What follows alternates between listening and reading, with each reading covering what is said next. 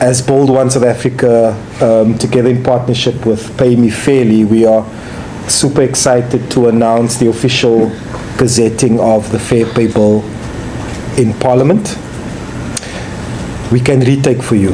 No, there's just a mic, just sure. We can have the speakers near. Okay, so do you need your mic closer to us? No, your mic. Please use the mic. Your mic. Oh, okay. All right. Danko, no problemo. Luckily we're not live, so it's okay.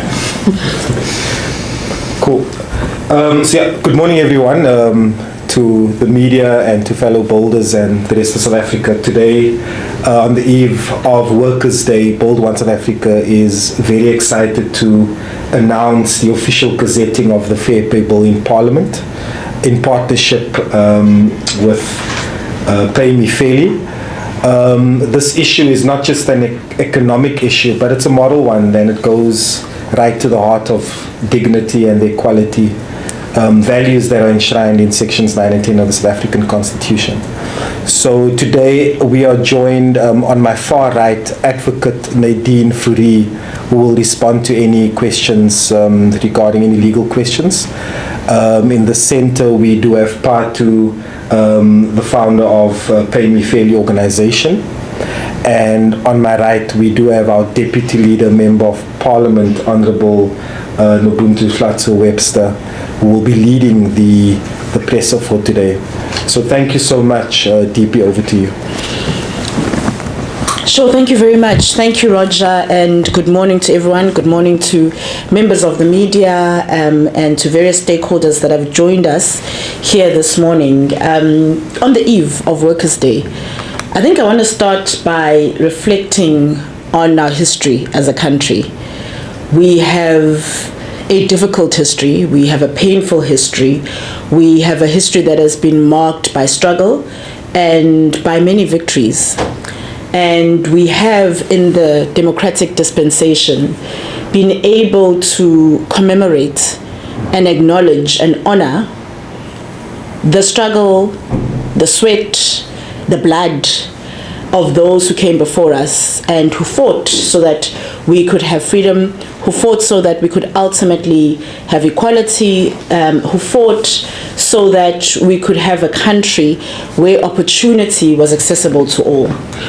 And so I say this because as we commemorate and reflect various important milestones in history in that struggle for the attainment of freedom and democracy in our country, it has become so important that while we honor, while we commemorate those who came before us as a generation of new leaders and as a generation particularly of political leaders who are now in a new era, we start to define for ourselves what it is that has been handed over us, the baton that has been handed over to us, but also how it is that we continue the work that they started, how it is that we continue to shape our democracy, how it is that we continue to define what freedom and equality looks like. There is no way that those who came before us would have been able to fully attain the gains of freedom. Some of that work sits with us and lies with us. And so as Bold One South Africa today, we are incredibly honored and we are excited to be able to announce the gazetting of the Fair Pay Bill. I think that deserves a round of applause. And so we have undertaken this work in partnership with Pay Me Fairly, whose founder, Patuxolo Maqavana, is next to me. As a political party, we have been very clear that ours is to represent South Africans. It is to represent what South Africans want to see, the change South Africans want to see. It is to understand the challenges and the pains of South Africans, and it is to be able to represent the aspirations of South Africans with the representation that we have in Parliament. And so we had a call out at the start of our tenure in the legislature in Gauteng and in Parliament here in the National Assembly, and we had a response which came from Patuxolo Maqavana, who said, look, as Bold One South Africa, you're saying you want to know from us, the public, what it is that we want you to fight for, what it is that, how it is that we want you to represent us. And this is one of the ways that I would like to bring to you as Bold One South Africa. And so we have been on a journey with Patukolo, Nadine, and others who had started this work based on their own experiences and had actually championed the Fair Pay Bill. And we have sponsored this bill in Parliament, and we are now today on the next stage of the process, which is the gazetting. And we will open up further for the public participation. The first thing I want to say about this bill is that we are advocating for a modern reimagination or a reimagining of what worker justice looks like in the 21st century. When I started off, I spoke about how we stand on the shoulders of giants who fought for freedom, who fought for workers, but it looks different in the 21st century. We have attained a portion of that freedom. We have attained a portion of the fruits of that struggle. But what does it look like in the 21st century? And what is the need now when it comes to fighting for that freedom? Our post-94 first generation laws were fundamentally about access. When you look at the laws that we have, they're about making sure that you level the playing field of access. When you look at employment equity as an example, when you look at broad-based black empowerment, it was about representativity, and it was designed to open the door. But access is not all that you need. Access alone is actually incomplete. Access can get you into the room, but it's equity that determines what happens once you are inside the room. And for too many South Africans still today, they encounter power imbalances that have been entrenched, and there's a maintaining of inequality even where representation has changed and they are in the room. And this is why we have to evolve from an access paradigm to an equity paradigm, and the Fair Pay Bill represents that shift. We have every single year in South Africa thousands of graduates, thousands of job seekers that enter the labor market that often operates against them. So despite being qualified, despite being capable, despite being eager to contribute, many South Africans find themselves trapped in the cycles of underpayment with little power to actually negotiate a fair wage or to challenge the opaque hiring practices that exist. And so often the odds are stacked in the favor of the employer, and the power is exercised relying on the candidate's salary history. Now you can imagine that when you started off on the back foot, when you entered the workplace, what that ultimately means is that you get stuck in that cycle and you ultimately can't break out of an unfair or an imbalanced pay when it comes to other colleagues, or an inequality in pay within your workspace. And so what this imbalance does is that it perpetuates historical inequality. And so it's either you're the first in the family who's a professional, it's either you are a black young person, you're a South African woman, and frequently you start your career earning significantly less than your counterparts. But what then happens is this becomes the benchmark for the future, and you get trapped in this injustice even in the future. And so I come to this bill not just as a sponsor, not just as the Member of Parliament who's sponsoring this bill, but I also come to it as someone who has actually lived through the dynamics at every stage of my own journey.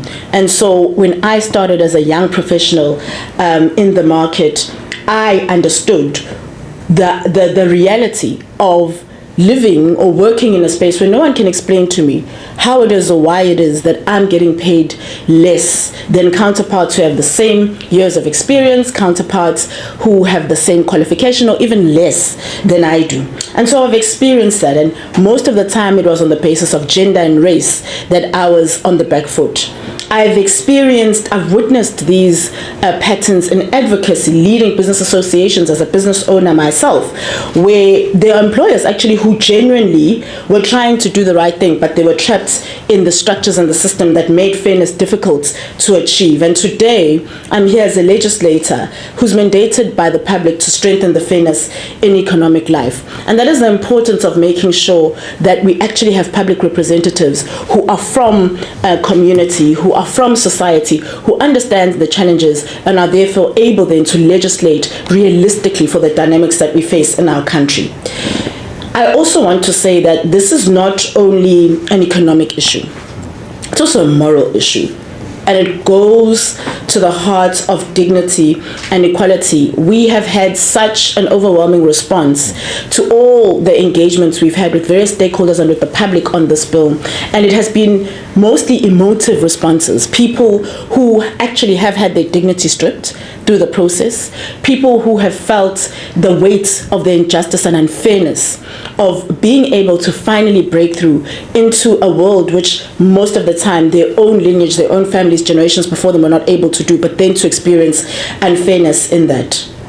And so we want to be able to address the issue of inequality, address the issue of injustice, and by doing so, do it through the Employment Equity Act, an amendment to the Employment Equity Act in these three ways. Firstly, to outlaw salary history discrimination. So employers will no longer be able to ask or rely on previous payslips when determining remuneration. And this ensures that job seekers are paid based on their skills, based on their qualifications, and on the value that they bring. Secondly, it mandates salary transparency, which means that employers will be required to disclose a salary range in all job advertisements, which isn't always the case currently right now, and which they actually aren't mandated to. And lastly, this bill will strengthen the principle of equal pay for equal work. It reinforces the principle that remuneration must be based on merit and not influenced by race, not gender, not age or background.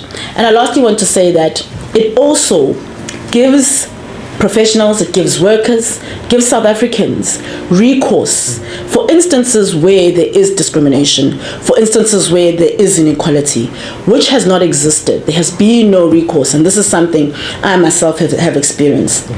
And so today, as we announce the gazetting of the bill, we announce it wanting South Africans to know that the 30-day public participation process begins. And this gives all South Africans the opportunity to be able to shape this important piece of legislation. So we're calling on all South Africans, we're calling on young people, we're calling on workers, we're calling on job seekers to make sure that their voices are heard. I started off earlier by speaking about the fact that we stand on the shoulders of giants. We are now living at a time where it doesn't cost you your blood necessarily. At a time where freedom and the changing of legislation doesn't mean you're going to be chased by bullets. It simply means that you have the freedom and you have the opportunity and you have the right to participate in how the laws of your country are shaped. And we're calling on South Africans to be a part of what we believe will be a pivotal and important piece of legislation when it comes to equality in this economy. Because the issues that we face, that we're talking about, are not just about the workplace. Ultimately, they're about an economic system that keeps various groups in our country outside of progress, outside of advancement. So there are three key ways that you're able to participate. First of all, you can submit your comments on the bill via email, and that is at info@fairpaybill.coza, or you can use an online submission form, which is www.fairpaybill.coza. Secondly, we're encouraging South Africans to sign our petition in support of the bill. And it is also available on that same page, on that same website, fairpaybill.coza. We're encouraging you, sign that petition, be part and form part of our formal submission to Parliament. And lastly, we're urging you to directly engage with your members of Parliament. Call on them to support the Fair Pay Bill. And there's a simple tool that is also on the website which allows you to be able to engage with your own MP, get them to be able to support this bill as we sponsor it in Parliament. So I will also be writing to all the leaders of political parties that are represented in Parliament. I will also be writing to the Portfolio Committee on Employment and Labour and to members of that Portfolio Committee to urge for their support for the bill, and we'll be lobbying them in various ways. As we mark Workers' Day, we have the opportunity to define not only for ourselves today but also for future generations what it looks like to be a worker in South Africa, what it looks like to exercise the right to economic participation in South Africa. And we really, really do call on South Africans to be part of shaping that. I want to encourage South Africans and to say something I always say, which is that there's nobody coming to save us but us. Who we become as a country, what we leave for the generation after us, is all on us. There's no big savior coming.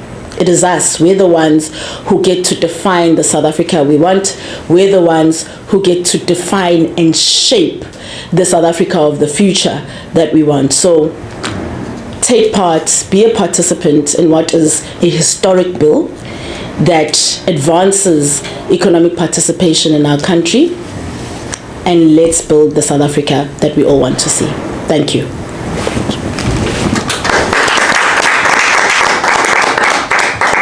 Thank you so much to our DP, and I think as Bossa we want to really share our appreciation to Advocate Nadine Fourie, who's an advocate of the High Court, and it's been a collective effort. This initiative has been shaped by so many brilliant minds and leading minds in our country, together with Patu, who's been a champion of this issue from the onset.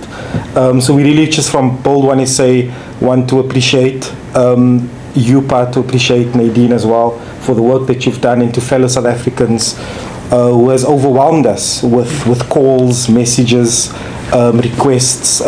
So we really, really do appreciate that.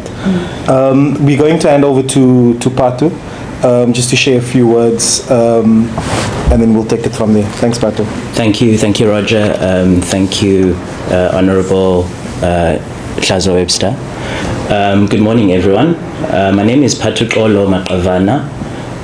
I never thought that I would be standing here in the corridors of power for the kind of person that comes from the background that I come from. I'll try to be brief.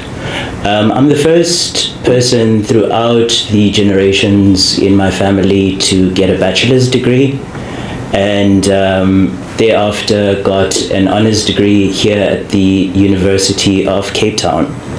This issue is born from hardship, firstly in accessing opportunities in the labour market, in that after graduating UCT in 2012, I struggled to get employment, and the result in the end was relocating to another province, which is Gauteng, to seek better economic opportunity as the hub of South Africa.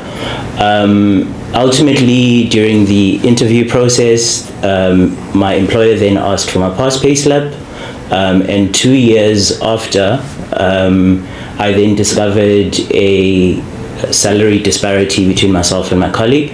I won't exhaust the process that I followed, but essentially that went through a litigation process, culminating in the Constitutional Court. And I think after that experience, it brought live to my sense of, let's say, moral fortitude, in that I was raised in a very humble family and background, but what is right is right, and what is wrong is wrong. So in as much as I had moved on, it occurred to me that countless job applicants out there would be exposed to the same employment practice, where they would be asked for their past payslips. And I just remember also at the same time that I discovered that the United States had passed many laws which they call salary history bans and salary transparency laws.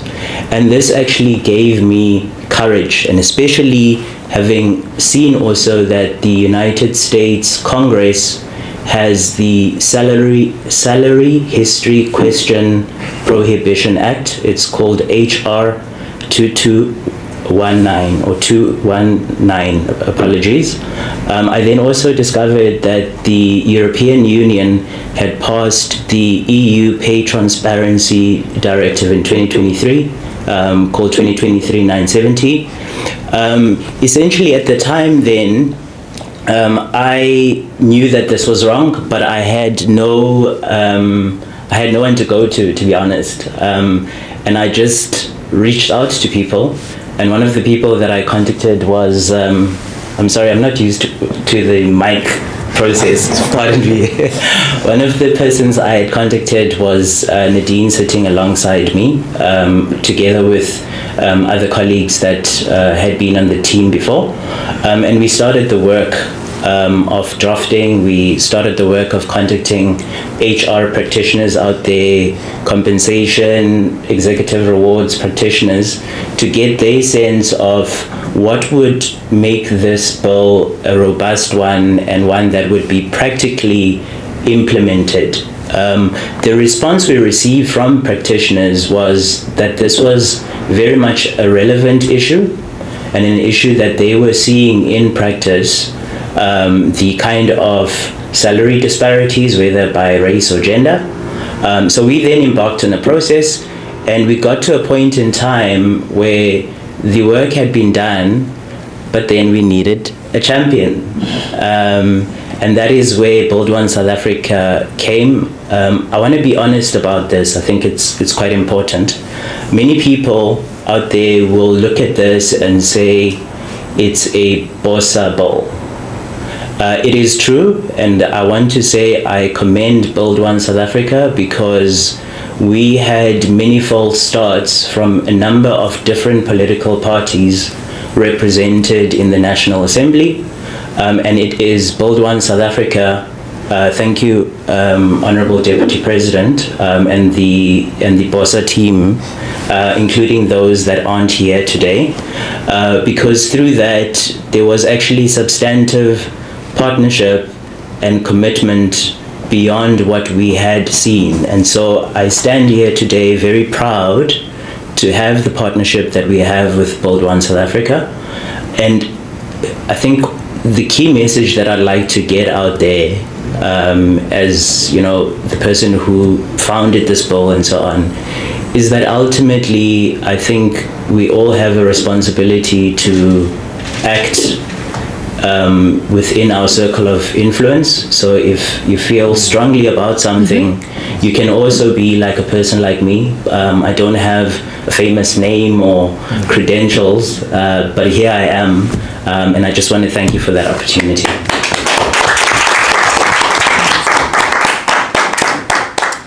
Thank you, Patu. We're going to open up if there are any specific questions from the media. If you could just state your name and which media house you represent, and then we will respond to it accordingly. Thanks so much. Jan Gerber, News 24. Good morning. I've got two questions. First, has there been during the consultations any indication from other political parties whether they would support the bill?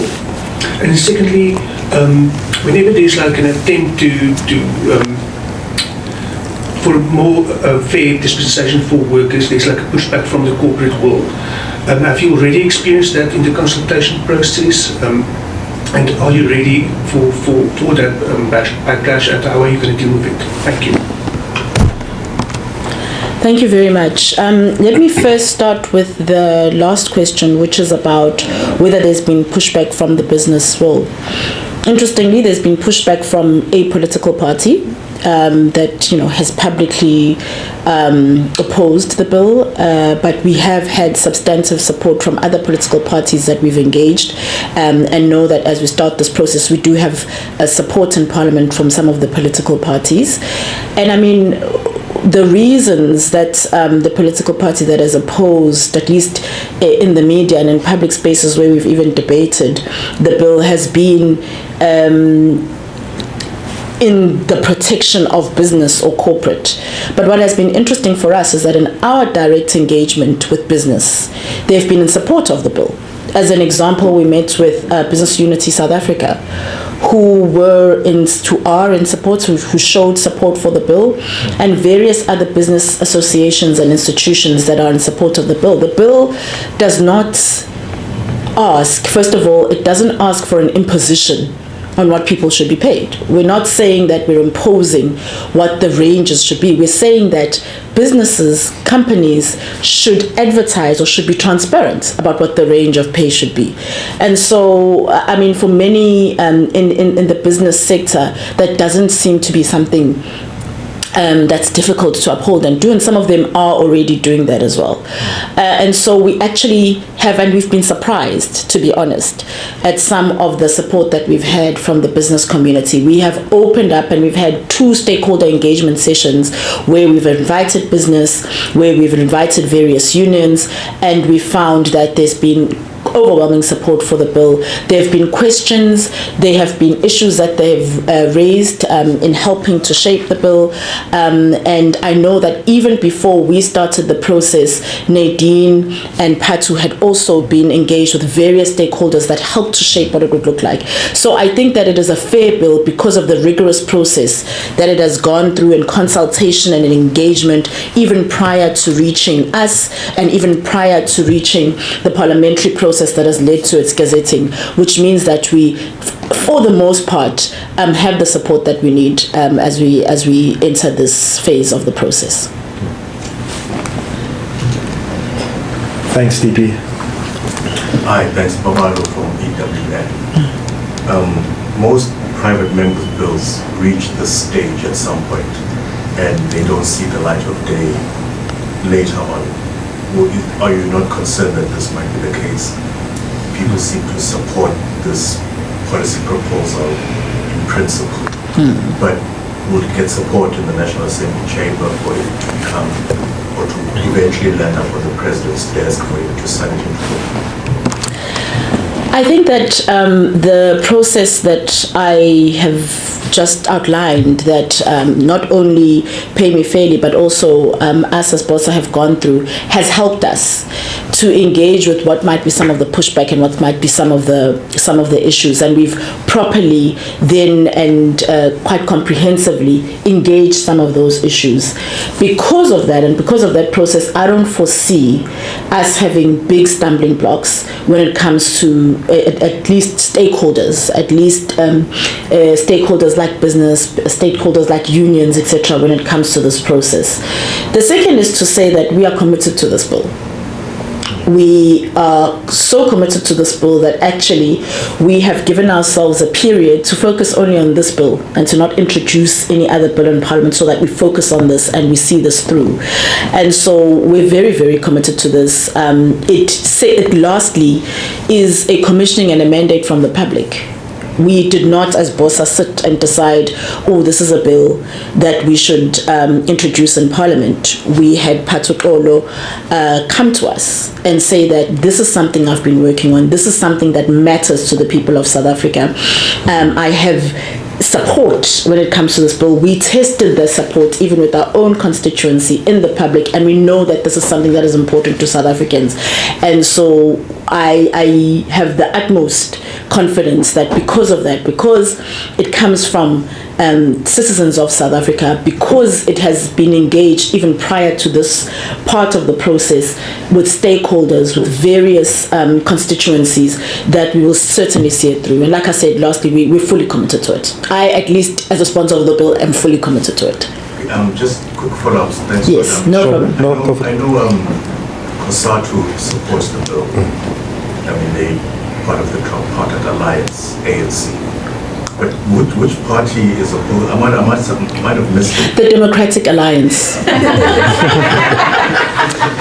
Not ashamed or scared to say that Democratic Alliance has publicly has publicly opposed the bill. They wrote about it, and then I was in a debate. Also, I've engaged with them in debates on various media platforms, and they've opposed the bill with various debates that actually don't make sense, and that shows me, I think, that they haven't fully engaged with the bill and maybe don't fully understand it, but also claiming to represent business that we've engaged and actually has no problem with the bill. So it has been the Democratic Alliance that has opposed the bill. Thank you so much. Thanks, DP, because I was going to name and shame who opposes the bill, but there's been quite extensive consultation, with South Africans, the legal fraternity, various stakeholders, civic organizations, and 90% of that has been in support, like COSATU, etc. So more than it being a BOSA bill, this is the people's bill. It's the young South Africans bill. And that is the banner we're going to push it. That is what fuels the likes of Patu, Nadine, and many in this room. That is what fuels BOSA, both our DP and our leader who couldn't be here today. So we are very much committed, and we believe that we're going to see this one through. So we're really encouraging all South Africans and to engage with their respective parties and members of parliament, and to ask the question, specifically, if you're not in support, why? But ultimately to mandate the members of parliament to make sure that we do get the full support. It is not a win for BOSA, it's not even a win for Patu, the originator of this. It's a win for young South Africans out there. Thank you so much. Are there any other questions? Going once, twice, whoever holds your peace. Have an awesome Workers' Day, and thank you so much for joining us this morning. Bye. Thank you. Thank you.